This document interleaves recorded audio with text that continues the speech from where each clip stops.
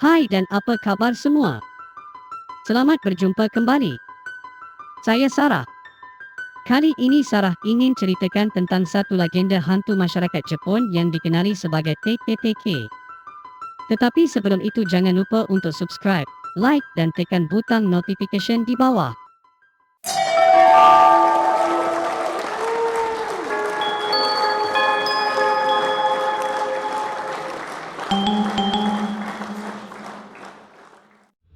TKTK atau Tek-Tek ialah legenda hantu yang terkenal di Jepun. Ianya berkisar tentang seorang gadis yang terjatuh di bawah laluan kereta api dan telah digiris dan terbelah dua. Dia mengambil masa yang lama untuk mati dan kini hantunya berkeliaran di Jepun, mengheret bahagian atas tubuhnya menggunakan tangan dan kuku. Setiap kali dia bergerak, dia mengeluarkan bunyi tek-tek. Namanya berasal dari bunyi yang dia keluarkan ketika dia mengejar mangsanya. Dia akan berlari melintasi tanah menggunakan tangannya kerana seluruh bahagian bawahnya telah tiada, kecuali bahagian atas badan dan lengannya yang digunakan untuk memburu mangsanya. TKTK mengejar mangsanya di jalan yang gelap. Walaupun tidak mempunyai kaki, TKTK boleh berlari dengan sangat laju dan sebegitu pantas sekali. Malah dia juga boleh mengejar mangsa yang memandu laju dengan kereta. Apabila dia menangkap mereka, sesuatu yang mengerikan akan berlaku. Dalam beberapa variasi cerita, TKTK akan membawa sebatang sabit. Sabit itu digunakan untuk menghiris mangsanya separuh di pinggang dan mencuri kaki mereka. TKTK diceritakan pada asalnya ialah seorang manusia bernama Chizo, yang selalu dibuli oleh orang sekeliling. Pada suatu hari ketika dibuli, dia telah terjatuh ke landasan kereta api. Akibat dari itu, badannya telah dipotong separuh oleh kereta api yang kebetulan melalui landasan ketika itu.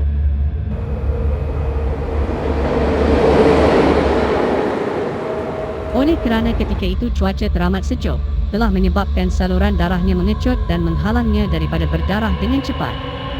Sebaliknya, dia menggeliat dan meminta pertolongan selama beberapa minit.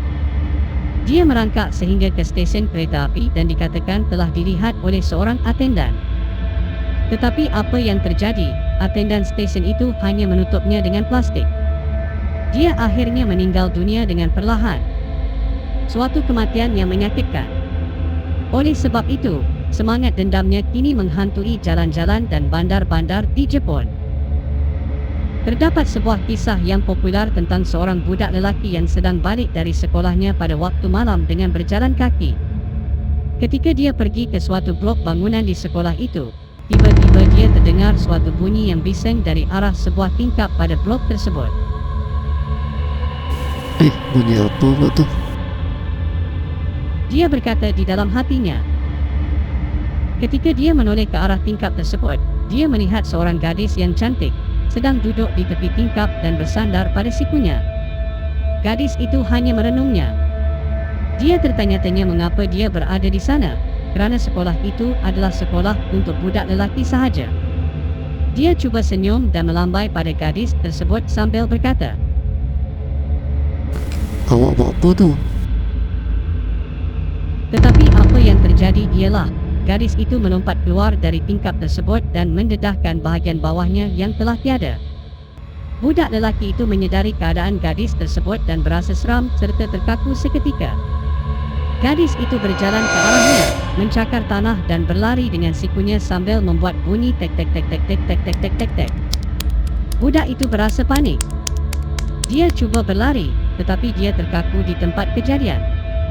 Dalam beberapa saat, gadis itu berada di atasnya dan mengeluarkan sabit lalu memotong badan budak lelaki itu menjadi separuh, lalu mengambil bahagian kaki budak itu menjadikannya salah satu miliknya. Seperti kebanyakan legenda hantu, terdapat begitu banyak versi cerita mengenai TKTK, sehingga mustahil untuk mengetahui yang mana satukah cerita asalnya atau di mana ia bermula. Setiap tempat mempunyai versi sendiri dengan cerita yang berbeza. Dalam sesetengah cerita, TKTK adalah mangsa kemalangan tragis. Dan pada cerita yang lain pula, ia adalah kes bunuh diri. Juga ada dikatakan dalam sesetengah penceritaan, azimat sihir tertentu boleh melindungi anda daripada kemarahannya. Tetapi ada yang berpendapat, tiada apa yang dapat melindungi anda darinya dan anda pasti akan mati. Dalam beberapa versi, mangsa teke-teke akan menjadi teke-teke itu sendiri. Okey, sekianlah cerita tentang legenda hantu masyarakat Jepun yang dikenali sebagai teke-teke. Jika anda ada cerita seram dan mistik yang ingin dikongsikan, bolehlah email pada email yang tertera pada skrin. Jangan lupa untuk subscribe, like dan komen di bawah. Berjumpa lagi kita pada video yang akan datang. Tata.